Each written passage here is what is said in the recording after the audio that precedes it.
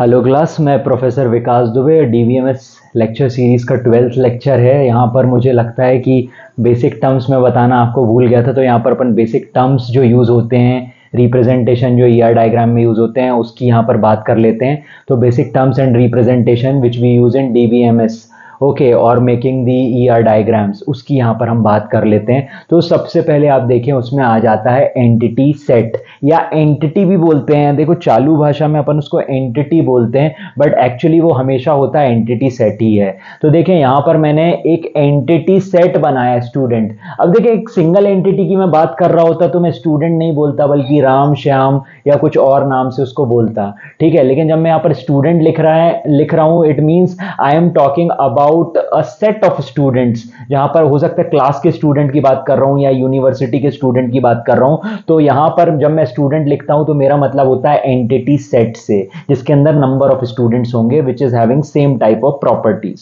ठीक है। तो ये स्टूडेंट को मैं क्या बोल सकता हूं भाई? रियल वर्ल्ड ऑब्जेक्ट, पर्सन और प्लेस। एंटिटी को, एंटिटी सेट कैसे डिफाइन कर सकता हूं? Which consist of real world object. अब obviously student is a real world object. ये हम किसी पर्सन या प्लेस के लिए भी यूज कर सकते हैं, ठीक है। तो ये हो गया हमारा एंटिटी सेट, और एंटिटी भी बोलते हैं कई जगह अपन इसको। इसके बाद सेकंड आ जाता है हमारा वीक एंटिटी। अब वीक एंटिटी क्या चीज होती है? जो ऐसी एंटिटी जो किसी दूसरी एंटिटी पे निर्भर है, डिपेंड्स ऑन अनदर एंटिटी, जो किसी दूसरी एंटिटी पे निर्भर है। जैसे कि मैंने लोन लिया, अब लोन लिया तो कोई लोन आईडी मेरी जनरेट होगी, यहां पर एक टेबल बनेगी लोन की, ठीक है ना। अब लोन लिया है तो वो किसी पर्टिकुलर टेन्योर के लिए लिया होगा ना।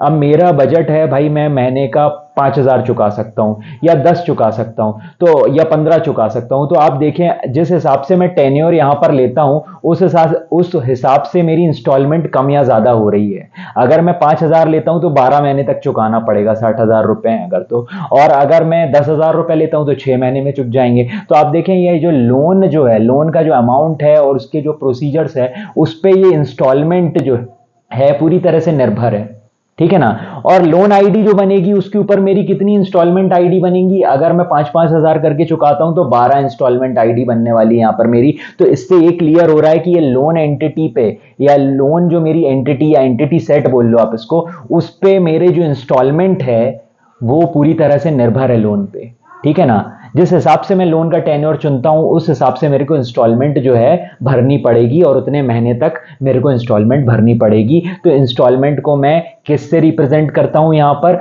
जैसे स्टूडेंट को मैंने जो एंटिटी सेट था मेरे को, उसको रिप्रेजेंट किया था मैंने रेक्टेंगल से। यहां पर डबल रेक्टेंगल का यूज करता हूं मैं वीक एंटिटी को रिप्रेजेंट करने के लिए। तो ये डबल रेक्टेंगल से मैं इसको रिप्रेजेंट करूंगा।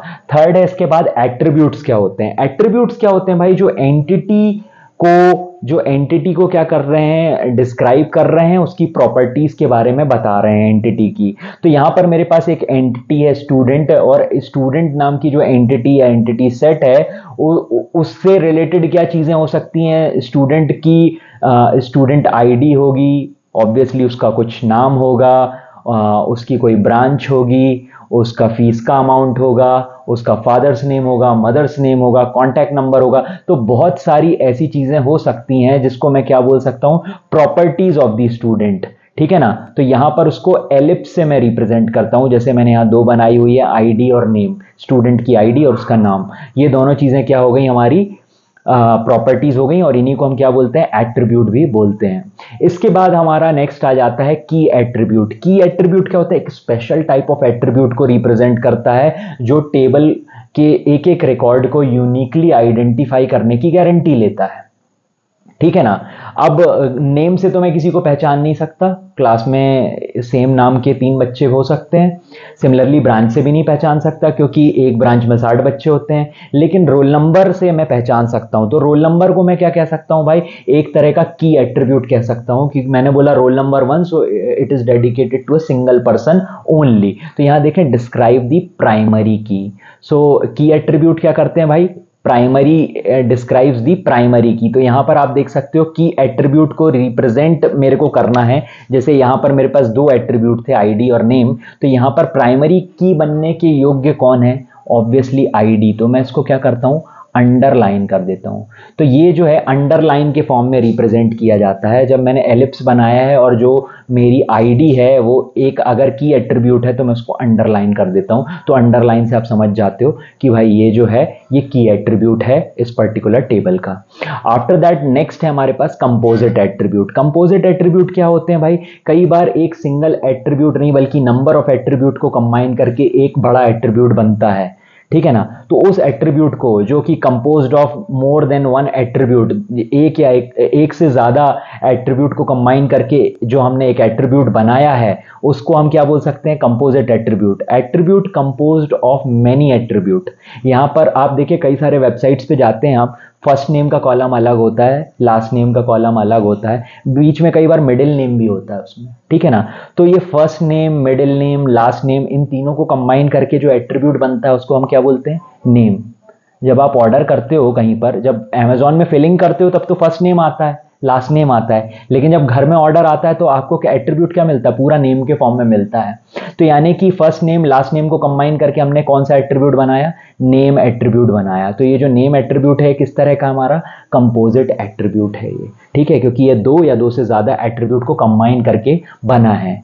आफ्टर दैट सिक्स्थ वन यहां पर देखें मल्टी वैल्यूड एट्रीब्यूट। ये तो आपको नॉर्मलाइजेशन में भी काम आने वाला है। तो यहां पर देखें मल्टी वैल्यूड एट्रीब्यूट जो होता है हमारा क्या होता है? जो एक से ज्यादा एट्रीब्यूट की वैल्यू स्टोर कर सकता है। एक ऐसा एट्रीब्यूट स्टोर नहीं कर सकता जिसकी एक से ज्यादा एट्रीब्यूट की वैल्यू होती है, जैसे कि attribute having more than one value. जैसे कि हमारा फोन नंबर हो सकता है, आपके पास दो दो फोन हो या तीन फोन हो तो तीनों के अलग अलग नंबर होंगे, तो आप ही से एसोसिएटेड है वो, आप ही से तीनों के तीनों, क्योंकि आप ही ने सिम खरीदी है जाके, तो तीन फोन नंबर आप ही से एसोसिएटेड है। या हो सकता है कि एड्रेस की जहां पर हम बात करें तो एक रेसिडेंशियल एड्रेस होता है और एक कंपनी एड्रेस होता है, या कई जगह आपको टेम्पररी एड्रेस और परमानेंट एड्रेस इस तरह से भी मिल जाएगा कई सारी वेबसाइट में।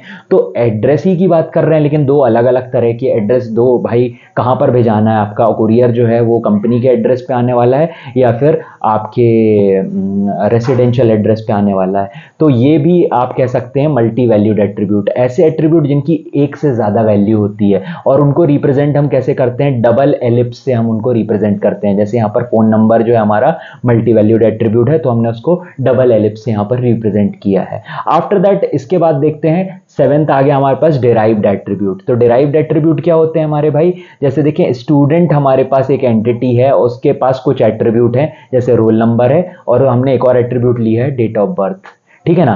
तो डेट ऑफ बर्थ की मदद से क्या मैं एज निकाल सकता हूं? हाँ, डेट ऑफ बर्थ अगर मुझे पता है किसी इंसान की तो आज के मैं कैलकुलेट करके बता दूंगा आज उसकी एज कितनी है भाई। तो एज एक और एट्रीब्यूट मैंने यहां पर बनाया है, डैश्ड एलिप्स से रिप्रेजेंट किया जाता है इसको। एक ऐसा एट्रीब्यूट जो किसी दूसरे एट्रीब्यूट से डिराइव होकर आ रहा हो, जैसे डेट ऑफ बर्थ से डिराइव करके मैं एज निकाल सकता हूं। तो एज मेरा कौन सा एट्रीब्यूट कहलाएगा भाई? डिराइव्ड एट्रीब्यूट कहेंगे हम इसको। क्या कहेंगे? Derived attribute. और उसको रिप्रेजेंट करते किससे हैं? डैश्ड एलिप्स से रिप्रेजेंट किया जाता है इसको। लास्ट है हमारे पास रिलेशनशिप या रिलेशनशिप सेट। तो रिलेशनशिप सेट क्या होता है? Which describes the relationship between entity sets. तो हमारे पास दो एंटिटी हैं तो दोनों के बीच के रिलेशनशिप को डिस्क्राइब कौन करता है? Relationship set. तो यहां पर हमारे पास क्या है भाई? स्टूडेंट, ठीक है, और यहां पर क्या है? कोर्स। स्टूडेंट एनरोल्स,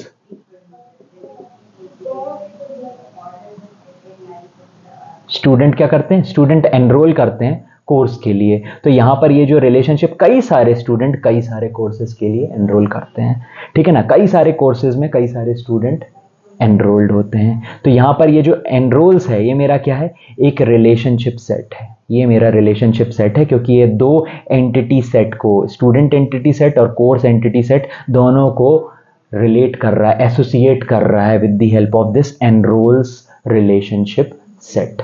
तो होपफुली आपको ये समझ आया होगा lecture. Thank you very much class.